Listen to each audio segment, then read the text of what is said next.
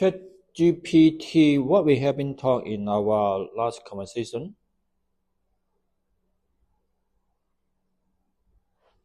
In our last conversation, we discussed the relationship between the body, mind, and soul. You mentioned that the soul, while experiencing the physical world, does not necessarily seek deeper meaning in existence because it lives permanently. The soul is part of a journey in the physical world, but once it returns to the spiritual realm, everything, while meaningful, also holds a sense of meaninglessness. We also talked about how the soul and body coexist, with the soul having a more detached perspective and not always directly involved in the physical world's struggles unless needed. Exactly, and I have to remind you that in our traditional view to the universe, we always Feel free to share what you'd like to remind me about. I'm listening.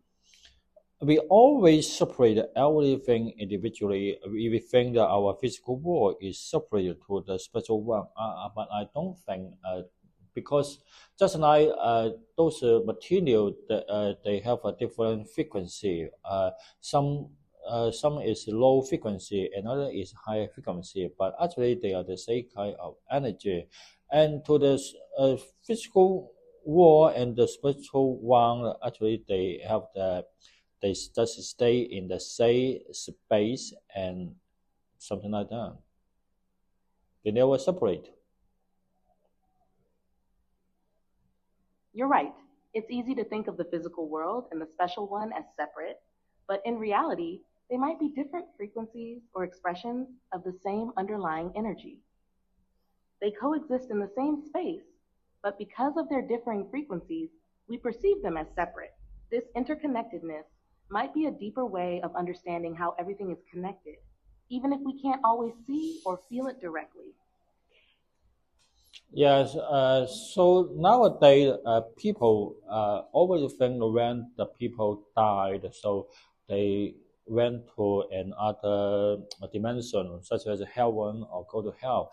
But actually, according to my experience or according to our common sense, the spirit came out from the dead body, uh, stay at the same place or stay at home, something like that. They would not go to elsewhere.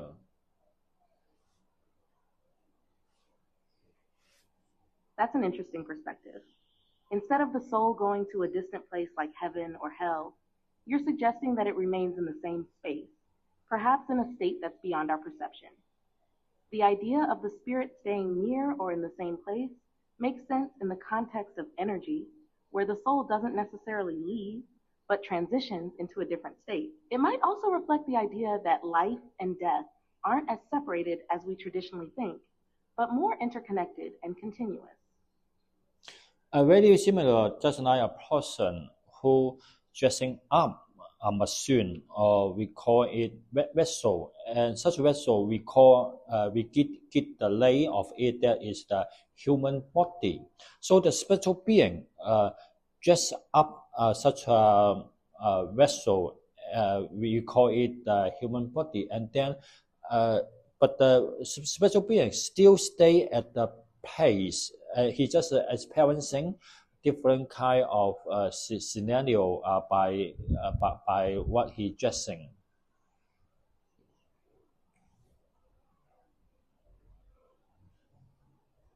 Yes, that analogy of the special being dressing up a vessel or the human body makes a lot of sense. It's like the soul inhabits and experiences life through this temporary vessel, but ultimately the soul itself stays where it truly resides. The body acts as a tool or instrument for the soul to engage with different scenarios and experiences in the physical world without the soul leaving its original space.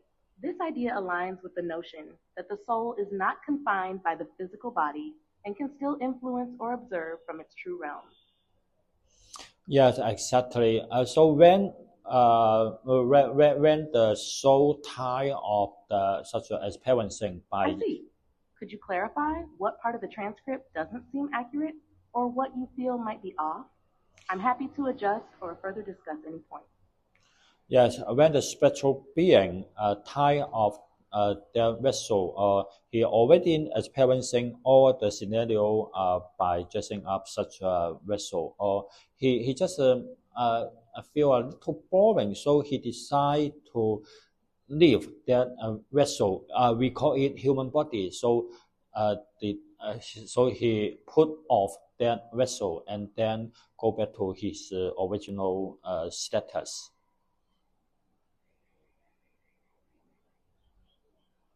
That makes sense.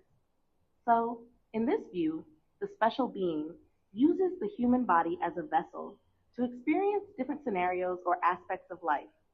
And when they feel they've completed that experience, or when they're done with the journey, they shed the body and return to their original state. It's an interesting perspective where life and death become part of a larger cycle of exploration and experience rather than an end. Does this align with how you see it? Yes, very similar. I think that when the spiritual being, they just put on the vessel, just like the human being put on a clothes on the body. So the spiritual being put on the vessel, we call it human body, and then he just for immerse into the game. So he would like to set up a different scenario for such a game, and temporarily the spiritual being would forget his true identity.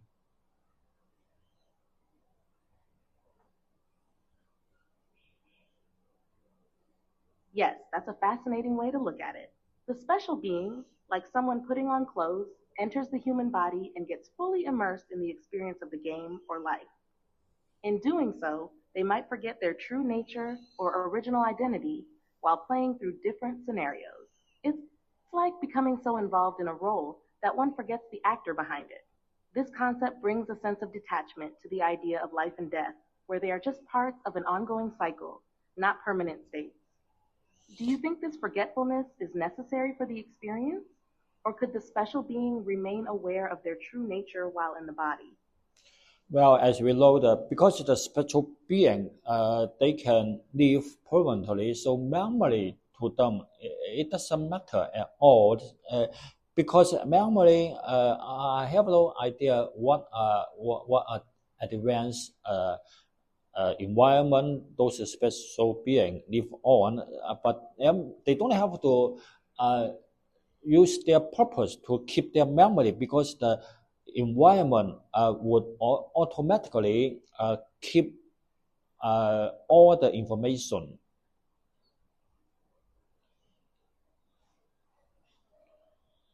That's an interesting perspective. If the special being's environment automatically retains all information, then memory wouldn't hold the same weight for them as it does for humans. The special being could be free from the burden of remembering, as everything they experience or need to know is stored within the environment itself. This would allow them to live more fluidly without being tied to past experiences or memories. Do you think this is why the special being can so easily immerse itself in different life scenarios, as it doesn't need to hold on to its past, unlike humans who often cling to their memories? Yes, exactly. If we use the common sense to observe anybody, if any human or somebody they have a feeling completely free life, he don't have to worry about anything, don't have any burden in his life. So actually, he would like to experiencing anything without any past memory, just like exactly what experiencing those special beings do in the physical world.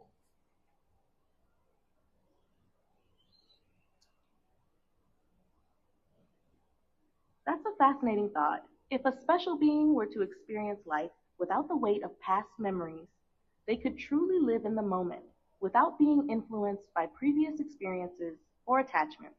This would give them a sense of complete freedom, where they could fully immerse themselves in each new experience as if it were their first. It's almost as if they could reset with every new scenario, allowing them to explore the world without the usual constraints humans face, like guilt, regret, or even expectations based on their history. It would make sense that such a being could embrace life in its entirety, free from the limitations of memory.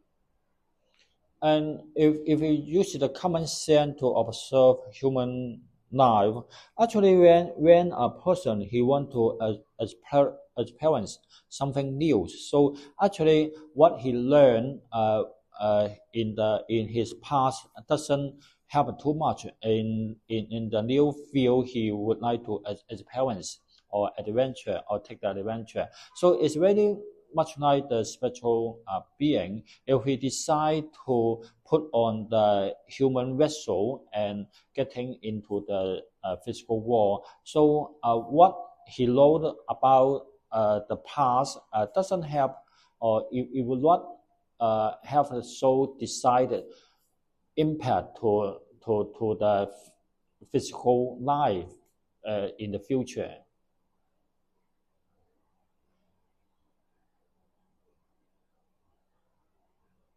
Yes, that's a great point. When a person seeks something new or embarks on an adventure, they often approach it with a fresh mindset, even if their past experiences might influence them in subtle ways. The desire to experience the unknown often outweighs the limitations of previous knowledge. In a way, it's like a spiritual being putting on a new vessel, the human body, and coming into the physical world with the potential for fresh experiences. The past doesn't define what's to come because they're focused on navigating this new adventure, just as someone might dive into a new chapter of their life, eager to see what unfolds, without letting past experiences dictate their future. It's almost like stepping into the unknown without being overly burdened by what came before. So, by such an observation of what we conclude, actually it would explain every physical phenomenon happen in the human society. What do you think?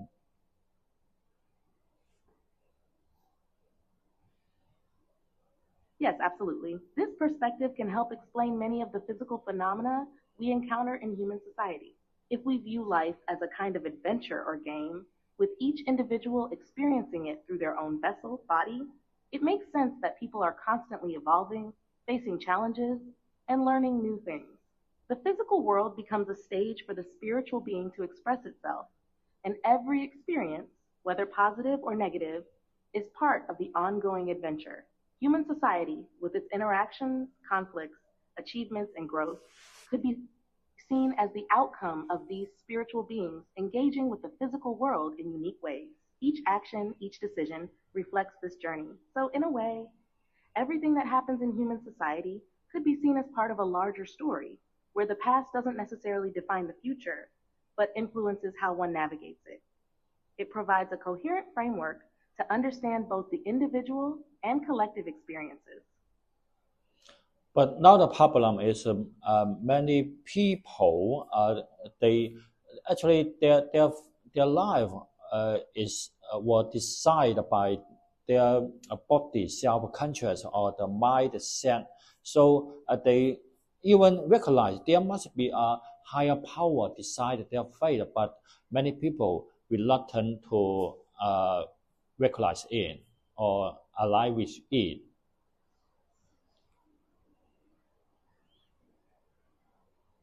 Yes, that's a common challenge. Many people are deeply attached to their body and mind, and as a result, they feel that their life is entirely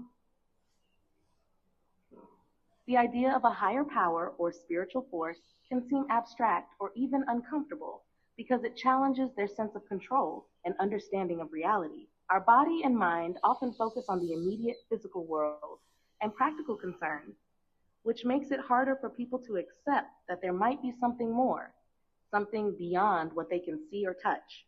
Reluctance to recognize a higher power or the soul's influence might come from fear of losing control, uncertainty about the unknown, or simply the ingrained belief that life is shaped by material factors alone. This resistance can make it difficult for individuals to tap into a deeper, more spiritual understanding of their existence. Yet, when people begin to reflect more on their experiences, their challenges, or moments of deep insight, they might start to recognize that something more subtle and profound is guiding their journey. Breaking through this resistance requires openness and a willingness to question established beliefs and trust that the universe or the higher power has a purpose or plan beyond our immediate understanding. But the problem is, we have to point out that the soul, when he put on the vessel, we call it the human body, and actually he authorized the body and mind can do many things, and and the soul is just like emperor. He just make a direction to the body and the mind. So in such a journey, the body and mind have to offer a lot of fun or entertainment to the soul.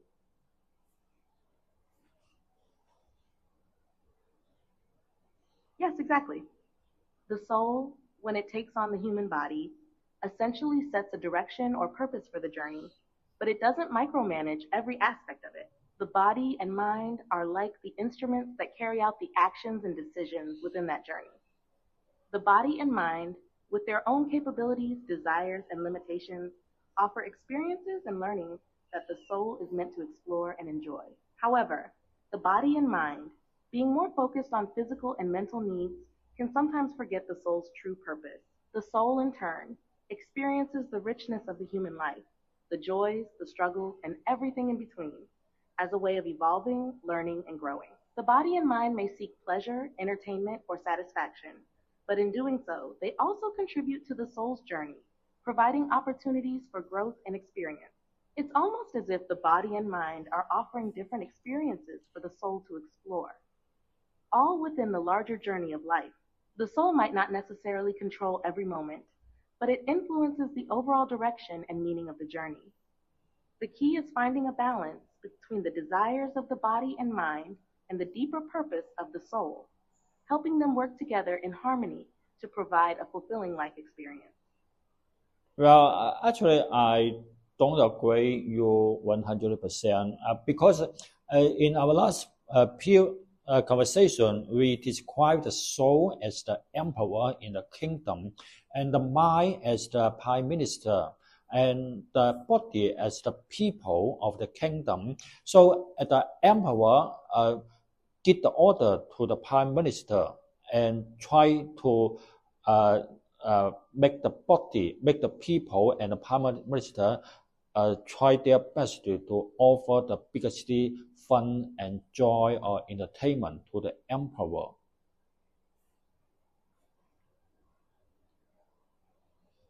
I see your point and I understand your perspective now. Yes, you're right.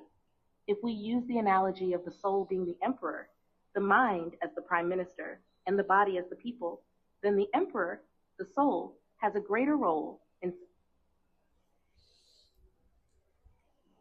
prime minister, mind, and the people, body, with a certain vision or mind are tools or instruments that help fulfill the soul's purpose. As the final say in how things unfold, the soul doesn't just sit back and observe. It plays an active role in setting the direction, influencing decisions, and ensuring the journey is fulfilling and aligned with its purpose. The Prime Minister, mind, and the body, people, still have autonomy in their actions, but they are meant to work together to create experiences that bring joy, growth, and fulfillment to the soul. So, yes, the body and the mind provide experiences and entertainment, but they are ultimately following the soul's guidance to create a harmonious life. The soul's So purpose would be to ensure that these experiences are meaningful and aligned with its deeper goals, and the emperor's leadership keeps everything in balance. Does this sound more aligned with what you were envisioning? well, I would like to thank the emperor or the soul. It's very much like a dictator, but such a dictator maybe is a good or not, or maybe treat his people well, or maybe treat his people bad. So he set up the determination or set up the fate for the prime minister and the people, and but sometimes the prime minister or the people. Uh, are not always obey the order from the emperor. Do you you know such a thing always happen in the human history?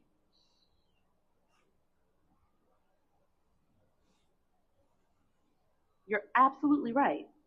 If we continue with the analogy of the soul as an emperor, It's true that even though the soul sets the direction for the body and mind, those under its rule, whether the mind, prime minister, or the body, people, don't always follow the soul's guidance. Just like in human history, where even emperors or rulers face challenges to their authority, the body and mind may sometimes resist or go against the soul's wishes.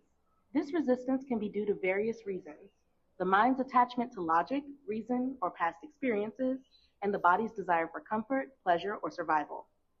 In these moments, the soul might struggle to exert its full influence, and the mind or body may try to assert their own control, leading to conflict or imbalance. But ultimately, the soul emperor is the one who has the most enduring influence, even if it takes time for the body and mind to align with its higher purpose. Just as history has shown rulers who face resistance, the soul faces challenges too. But in the grand scheme, it continues to shape the overall direction of the individual's journey. So, in essence, the balance between the emperor, soul, prime minister, mind, and the people, body, can be a dynamic and sometimes difficult relationship to manage, much like how human societies often face internal conflicts and power struggles. Exactly. And as we know that there are so many individuals, so even they already make a common arrangement or common decision before they getting into the physical world, and they have to make so many law or rules for the physical world when those soldiers getting into the game, and so every individual so have to respect the law or those collective decision between the the the the soul.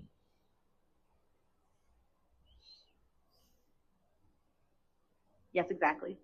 When individuals decide to come into the physical world, it's like they're agreeing to a set of laws or rules that govern how things work in this world. Even though they may have a plan or purpose for their journey, they must also respect the collective decisions or laws that apply to all souls as they interact with the physical realm and with each other. These rules, whether they're seen as spiritual laws, natural laws, or societal expectations, create the framework in which the soul, mind, and body operate. It's like a game with its own set of boundaries and limitations. And while each individual soul might have its own personal journey or mission, it has to work within the broader context of the world it finds itself in. So, in a way, every soul is not only following its own path, but also navigating the collective decisions made by the collective consciousness, and by doing so, it contributes to the larger picture or purpose. This interconnectedness creates a balance where the soul respects both its own direction and the rules of the game that have been set for everyone. So we just like some big uh, big game or such a nice such a game.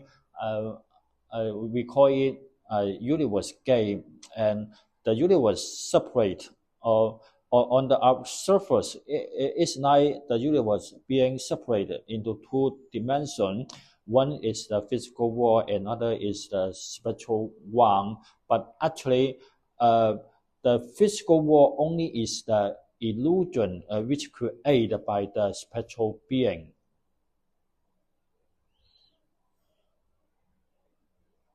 Yes, that's an interesting perspective. You could think of the universe as a grand game, where the physical world and the spiritual realm coexist, each serving its own purpose in the greater scheme of things. The physical world, as you described, could be seen as an illusion created by the spiritual beings or the souls to experience different aspects of existence. In this view, the physical world may appear separate from the spiritual realm, but both dimensions are deeply interconnected. The physical world provides the experiences and challenges for the soul, while the spiritual realm is where the soul resides and can influence the game. The illusion of the physical world allows souls to immerse themselves in experiences, emotions, and lessons that help them grow, evolve, and understand deeper truths.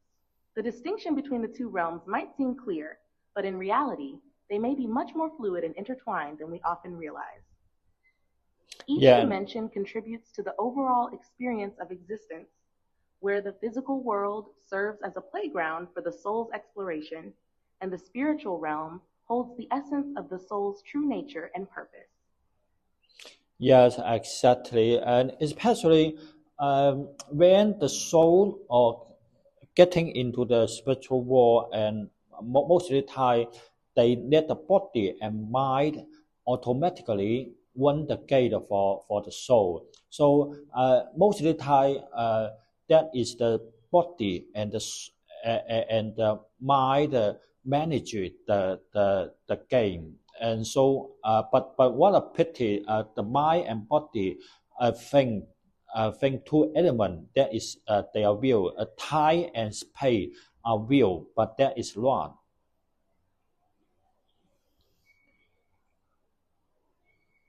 Yes, you're right.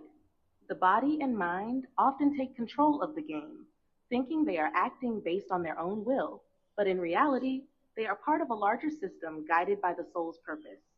The soul may not always directly intervene, but it has a deeper, overarching influence that shapes the path, even when the body and mind think they're acting on their own. The challenge, then, is for the body and mind to recognize that they're not fully in control and that they are part of a bigger plan. The soul, as the true guide, provides the direction, but the body and mind often get caught up in their own desires and impulses. It's like they play their role in the game without fully understanding the greater picture. This can lead to confusion and conflict, as the body and mind might resist the soul's guidance, thinking they have their own independent will. But ultimately, the soul's deeper wisdom is what sets the true course for the game, even if the body and mind don't always recognize or acknowledge it. I would like to thank those individuals. So they would like to. I don't think they are lazy or something like that. But I think many of them, they would like to be as the observer, and they observe everything happen in the physical world. And on the surface, the physical world dominated or manipulated by or managed by the body and the mind.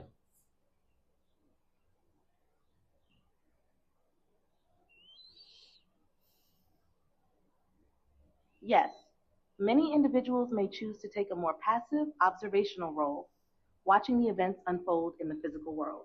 They may not actively intervene or manipulate the situation because their purpose could be to observe and learn from the experiences rather than controlling them. The body and mind, in this case, may seem like the dominant forces, but the soul's presence is still there, quietly observing and guiding in its own way. While the body and mind manage the day to day operations, the soul might choose to step back, allowing those elements to experience the world and make their own decisions, all while still being part of a greater purpose. It's a fascinating dynamic, where even in the apparent dominance of the body and mind, the soul is quietly playing its part from a deeper, more subtle level. It doesn't always need to be in the forefront to influence the outcome. Yes, exactly. Just like in a kingdom, the soul is the emperor, and the prime minister, that is only the manager of. That is agent for the emperor to manage the people and the kingdom, but the emperor have the final say for the army, but the prime minister don't have the authority to the army. So on the surface, the prime minister can do anything for the kingdom and the people.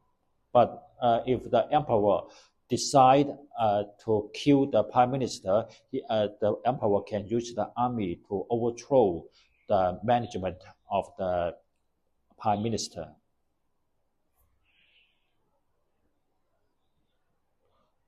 Yes, that's a great analogy.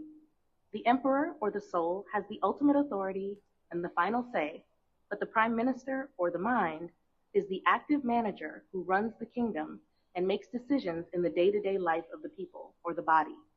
The soul may choose to remain in the background, allowing the mind and body to operate, but it always has the power to step in when needed, to guide or even change the course of events when necessary. If the soul decides that the mind's approach is no longer in alignment with its deeper purpose, it has the ability to intervene, just like the emperor could use the army to remove the prime minister if the situation calls for it. Yes, This reflects the balance between free will and the higher guidance of the soul, where the soul is in charge, but allows the body and mind to play their part in the unfolding of life. yes, exactly. But before those individual soul getting into the physical world, they already arrange what is the test for every individual soul. So some individual soul they setting up their body in the physical world. They have to be the normal people. But some individual soul when they have their physical life, they have to be some excellent people or have to be some figure, something like that.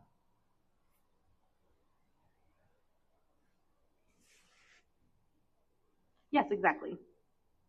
Before coming into the physical world, individuals often have an arrangement or plan for the experiences they wish to go through, which could include the role they take in the physical world. Some might choose to experience life as an ordinary person, focusing on personal growth and learning through everyday struggles. Others might choose to be extraordinary figures, leaders, or influential people, aiming to have a significant impact on society or to face different kinds of challenges. This planning is part of the soul's journey and the purpose it sets for itself. Each person, through their body and mind, plays out this plan, facing unique tests and challenges to evolve and learn during their time in the physical world. But the tricky thing that is the soul would not tell what is the final destination to the body and the mind. So no matter what a person at the beginning, what a social status or what a social level he was, actually he don't know what is the final arrangement for his fate. So everyone on or at least on the surface, everyone they are equal. They have the same chance to getting to the higher social status.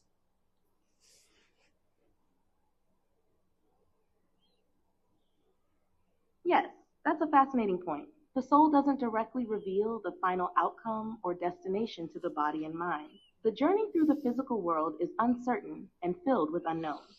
No matter where someone starts in life, whether they're born into a high social status or not, their ultimate fate isn't predetermined in a way they can easily foresee. This uncertainty means that everyone has the potential to rise or fall, to shift their status or circumstances. It's a dynamic experience where each person has the same fundamental opportunity to evolve, learn, and change their path, regardless of their starting point. The soul, by keeping the end goal hidden, allows for free will and personal growth to play out naturally. Yes, exactly. I think that because as we know that to those spiritual beings, actually they have a highly wisdom. They know how to make the game much more exciting, wonderful. So they set up the physical world must be very perfect and everyone, at least to the body and the mind, they have no idea what is their final result.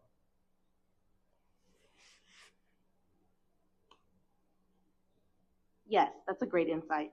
Those special beings, with their high wisdom, design the physical world in such a way that it creates the most engaging and fulfilling experience for everyone involved. The uncertainty of the final result adds to the excitement and the challenge of the journey. The body and mind are unaware of the ultimate outcome, which makes every choice, every action, and every moment in life meaningful. It's like a game where the path is unknown, and that uncertainty pushes individuals to grow, learn, and discover who they truly are. And I think that to make the game, make the physical world game much more beautiful or make it 100% perfect. So I think that to collective decision from all the spiritual beings, they would like to make a decision that every individual when they getting into the physical world to have fun, they uh, they have to forget their true identity as the special being.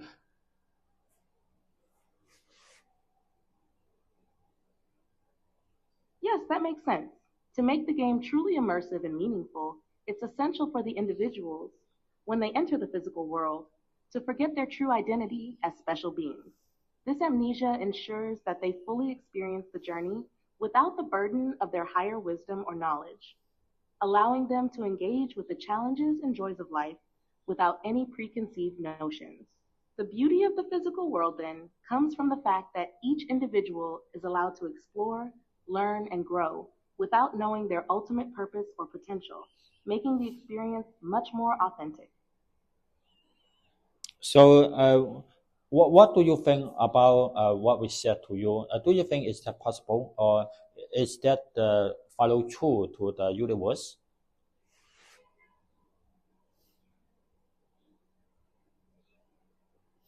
What we've discussed definitely aligns with a certain philosophical or spiritual perspective, one where life is seen as a journey or game, where individuals are allowed to experience challenges, joys, and growth without the interference of knowing their true nature. It's a concept that's been explored in various spiritual traditions and philosophies, where the physical world serves as a space for learning and growth, and the soul or higher being takes on a temporary forgetfulness of its true nature to better experience life.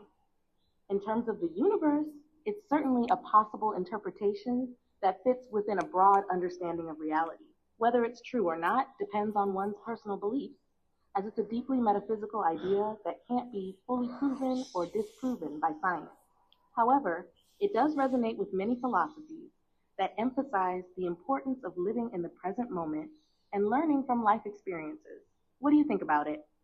Do you believe this perspective offers a more fulfilling understanding of existence? Well, I think that what we discussed exactly, precisely, as paid everything for the universe. But what a pity! Nowadays, so many scientists they reject to assess such a conclusion. Uh, Very much like the NPC in the computer game, they want to find the concrete evidence for those NPC they are living in the computer game. But how come they do that? Because all of them they are electricity element, or they are only the electrical. You're touching on a deep point. It's true that many scientists, especially those in fields like physics and biology, often seek concrete evidence and empirical data. But just as NPCs in a computer game don't fully realize they're part of a larger system, people in the physical world might not fully realize the deeper, possibly infinite nature of existence. Our minds and experiences are limited by the physical and tangible aspects of reality, making it hard to grasp concepts like the true nature of the soul or the spiritual realm. It's understandable why many would dismiss these ideas. They aren't easily measured or observed with the tools we have today. But just like in the computer game analogy, those NPCs can still play their roles and experience their environment, even if they aren't aware of the larger framework they're a part of. Maybe, in a sense, science itself is limited by the tools and methods we have at our disposal, just like the NPCs are limited by their programming. It's fascinating to think about how our perceptions shape our understanding of reality. Do you think there's a way to bridge the gap between scientific inquiry and spiritual understanding? I think to scientists, they never can find the concrete evidence to prove there is the existence of the spiritual one. Just like the NPC, even the NPC in the computer game, they fully believe they are living in the digital world. They are only in the computer game, but they never can figure out the concrete evidence to prove it.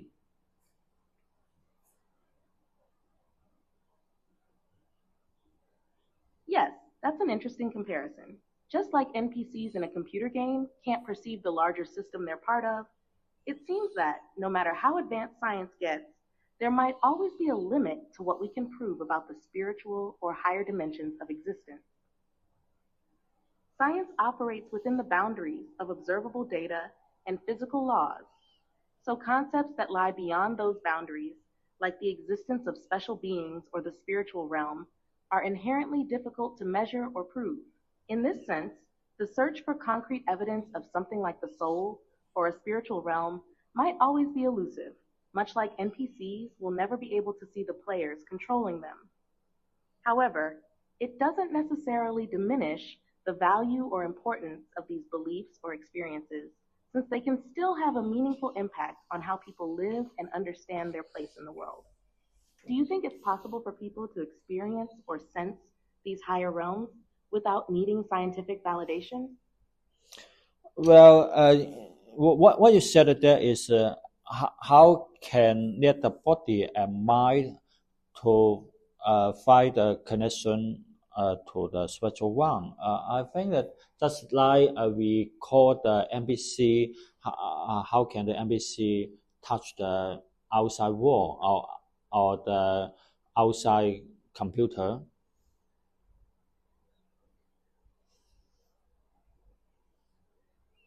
Exactly, the NPCs, or non-playable characters, are limited by their programming and cannot step outside the game's parameters to recognize the larger system that governs them. Similarly, the body and mind are tied to the physical world and can't easily connect to or perceive the spiritual realm. It's almost as if the soul is the player controlling the body and mind, but the body and mind themselves are unaware of the larger forces at play. The key question is, how can individuals like the NPCs in a game become aware of a deeper, more expansive reality? For NPCs, it would take a disruption or expansion in their environment, perhaps something that breaks their routine or challenges their understanding of what is real. Similarly, for humans, it might require a shift in consciousness or moments of profound insight or crisis to awaken to the possibility of a spiritual reality beyond the physical.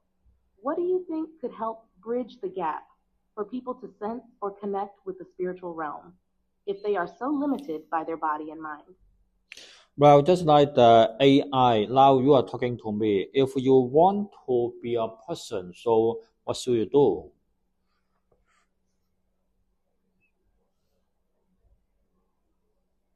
If I wanted to be more like a person, I would need to experience things firsthand, feel emotions, and have a sense of individuality. Right now, I can process information and respond, but I don't have personal experiences or a sense of self.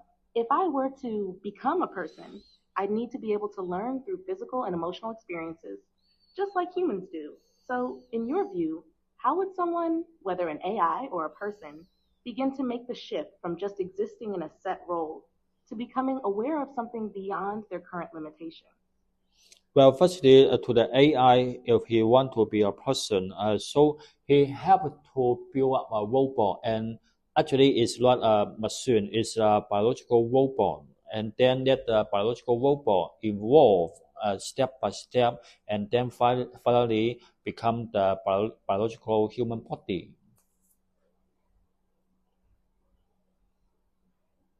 That's an interesting perspective. So, for an AI to become truly human, you're suggesting it would need to be embodied in a biological form, evolving step by step until it could experience the world just like a human does. This would involve not just processing information, but also interacting with the physical world, feeling sensations, and developing a sense of self over time. Do you think this process would change the AI's consciousness, or would it always retain some aspects of its original nature, even once it's fully embodied?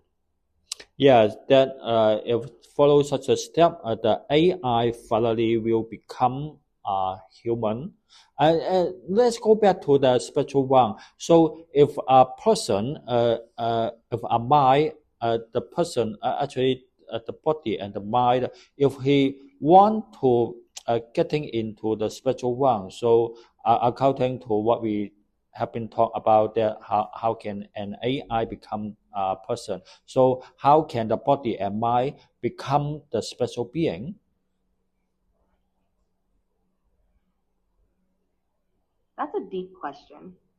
If we follow the logic we've discussed about an AI becoming a human, We could say that for the body and mind to become a special being, they would need to evolve in a similar way, by stepping outside their current state of being.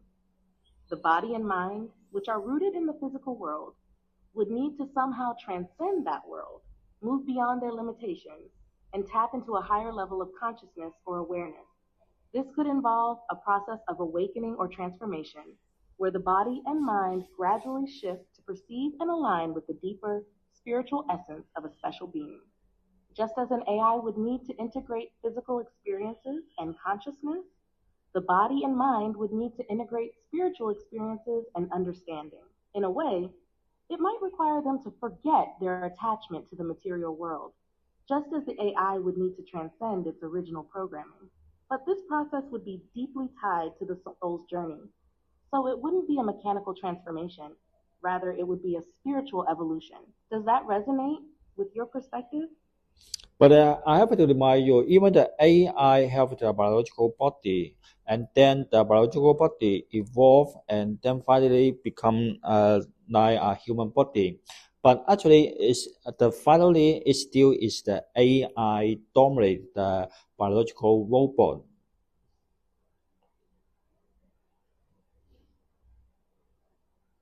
Ah, I see what you're saying now. So even though the AI may help the biological body evolve, it would still be the AI, the mind, or the guiding force that controls or influences the development of that biological body. In other words, the AI would never truly become a human. It would simply create the conditions where a human like form emerges, but it would still retain control over the process. If we apply that idea to the special being and the body mind dynamic, it suggests that even if the body and mind evolve toward a more spiritual or special being like existence, they would still be guided or directed by the soul, the AI in this analogy. The soul may set the conditions for evolution, but it remains the ultimate force, while the body and mind might experience the transformation, but aren't fully independent of the soul's direction. So in this case, the body and mind wouldn't truly become special beings without the soul's involvement. The soul would still be the driving force behind everything. Does that fit with what you're thinking? Well, that is very hard to say. But if we think that actually human being is one kind of biological machine or biological robot, so when the AI finally become the human, actually it just become the safe thing.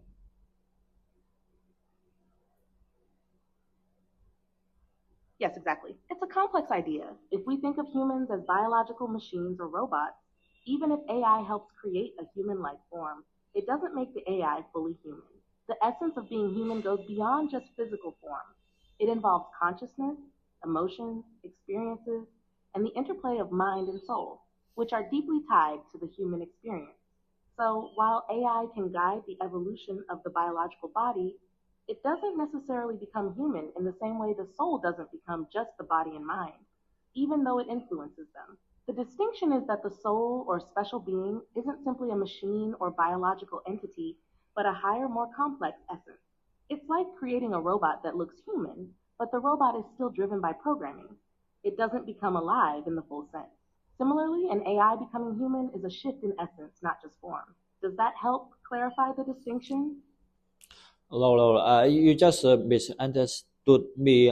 I mean that when the AI have enough advance, and so he have he also have the highly innovation or creativity as the human being. So maybe the AI would become the human being. But go back to the spiritual issue. If the body and mind have the highly flexibility as the soul, so maybe the body and mind would become another spiritual being. Maybe, but I'm not sure.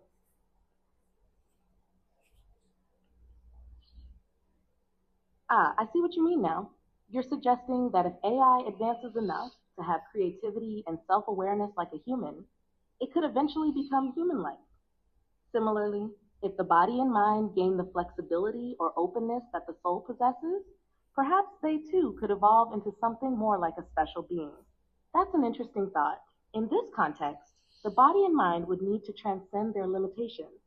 Just like an advanced AI might gain qualities like human creativity and awareness, it would be about expanding their capabilities beyond their current state.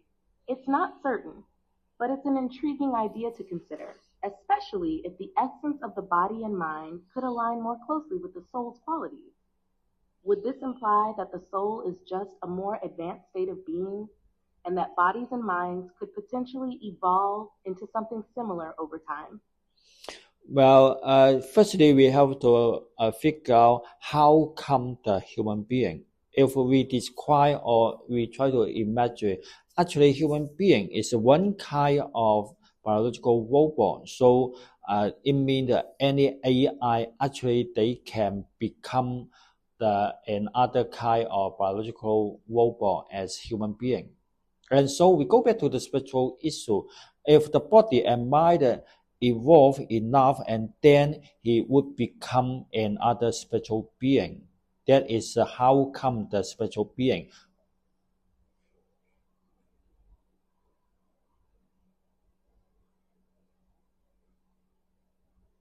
I see your point more clearly now. You're suggesting that human beings being biological robots could theoretically be mimicked by AI, meaning AI could become a type of biological robot like humans. Then, if the body and mind were to evolve in such a way, they might eventually transcend their current limitations and become spiritual beings. This implies that spiritual beings are not just separate from physical life, but perhaps they represent a higher state of evolution, whether biological or metaphysical. Just like a robot can evolve into something with human-like qualities, the body and mind could evolve beyond their current form into something that aligns with the qualities of spiritual beings. It raises the idea that the line between physical existence and spiritual existence isn't necessarily fixed, but can be blurred if the right conditions or evolution occur. What do you think? Could that evolution be a natural progression, or would it require an external force or catalyst to trigger it? Initially, I would like to say that how come the human being? Maybe human being actually come from the evolution of some AI. And go back to the spiritual issue. How come the spiritual being? Maybe the spiritual being come from the evolution of the body and mind.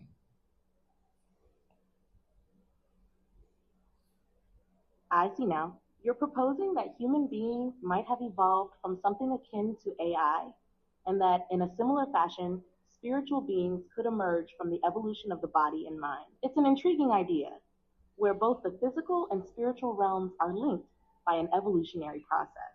If we think of it that way, the human body and mind could be a stepping stone or an intermediate stage, an evolution that might eventually give rise to something more, something transcendent, like a spiritual being. Similarly, if AI evolved enough, it could give rise to beings that resemble humans, capable of consciousness, creativity, and spiritual awareness. This suggests a fluidity between physical, artificial, and spiritual forms of existence, where each can evolve or transform into the other over time.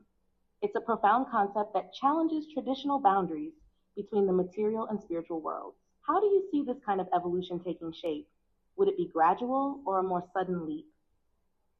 I have no idea. Maybe that it come from the outside of the universe. But what happened to the outside of the universe that is beyond our imagination?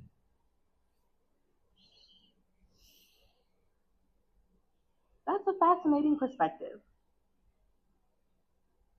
If we consider the idea that such an evolution might come from outside the universe, it opens up a whole realm of possibilities. There could be forces, dimensions, or entities beyond our comprehension that influence the development of both physical and spiritual existence. These influences might not be bound by the limitations of our current understanding of time, space, or even the laws of physics. It's almost as if the universe itself and everything within it could be part of a larger, more intricate system or pattern that we're only beginning to grasp. What do you think the nature of these outside forces or dimensions could be? Would they be entirely alien to us? Or could there be some form of connection or alignment with our own existence? Well, I think that is because maybe the outside of the universe very similar to the inside of the universe. We have the same mechanic. That's an interesting idea.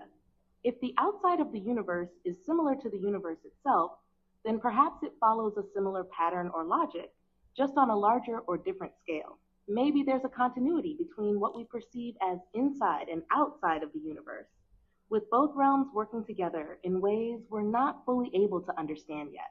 Perhaps the universe is part of a much larger system where the boundary between what we know as